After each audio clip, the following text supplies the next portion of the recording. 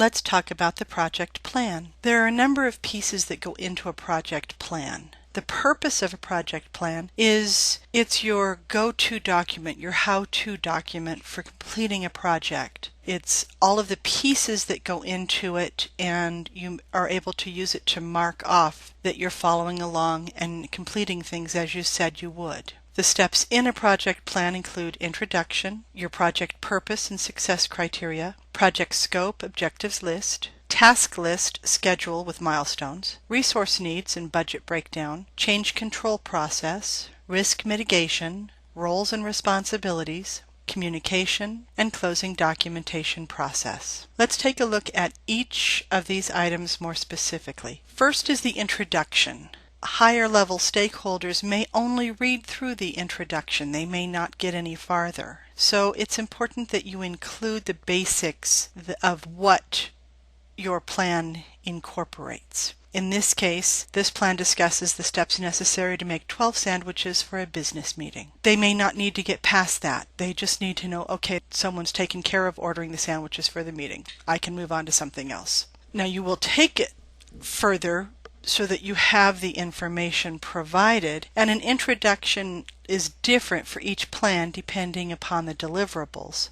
And we'll look at different introductions over the next few weeks. The next step is your project purpose and your success criteria, and you'll pull this from your PDD. You'll be able to use a lot of the information that you used in your PDD, but please keep in mind your project plan is a separate document. So in this case, our example is to provide a healthy lunch for meeting participants. We will know we have been successful because the meeting coordinator will sign off that the sandwiches were delivered on time and were of acceptable quality. The next step is project scope and objectives list. Again, this comes from your project definition document. First, what's included in your scope, that this project includes making 12 sandwiches. You can incorporate your objectives, so our objectives are 4 peanut butter and jelly, 4 peanut butter and banana, and 4 ham and cheese sandwiches. And then outside the project scope of this project is the supplemental items that will contribute to the box lunches. By now you've created your task list and broken it down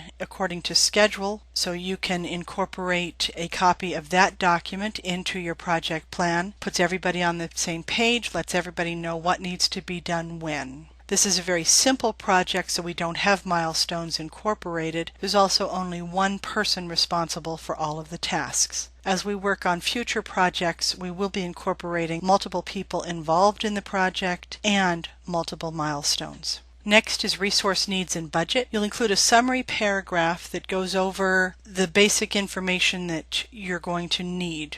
The first thing you'll include is a summary paragraph. And that's a text breakdown of the items that you'll need as resources. Knives, peanut butter, jelly, bananas, etc.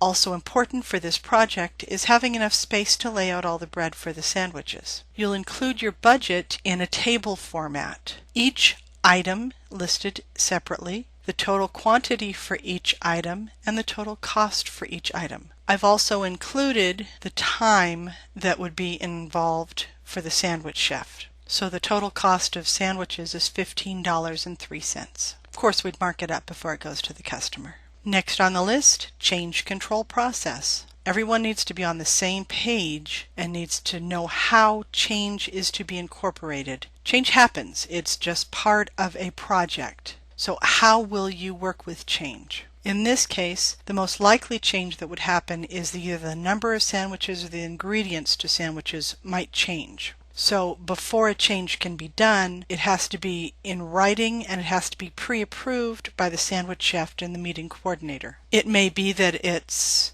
too late. Maybe all the materials have been purchased, so we can't make more sandwiches. Or maybe fewer people are coming to the meeting, so they don't need as many sandwiches. Getting everything in writing and making sure everyone's on the same page helps to control situations. Along with change, risk happens.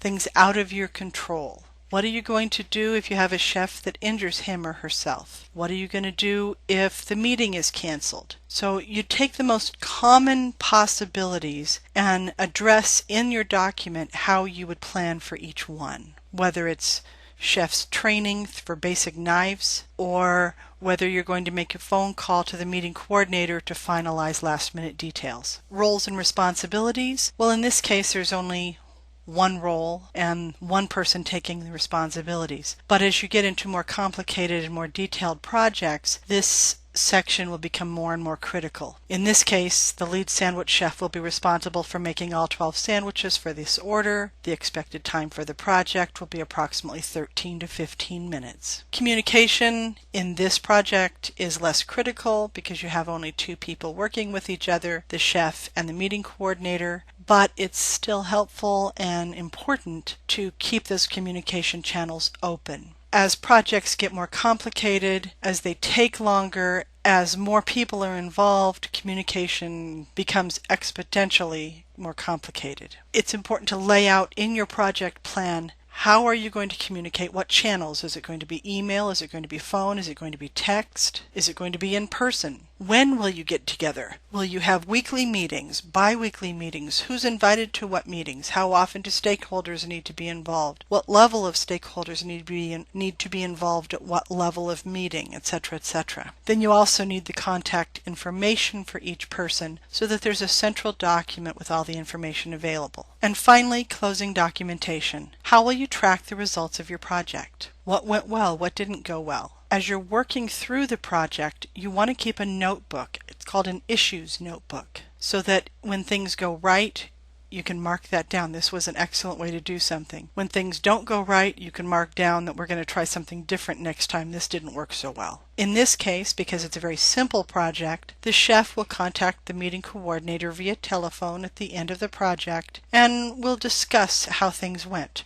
Were the sandwiches everything they could want? Did something need to change? Do they want to do the same next time? What do they want to change for next time? That wraps up your sandwiches project plan.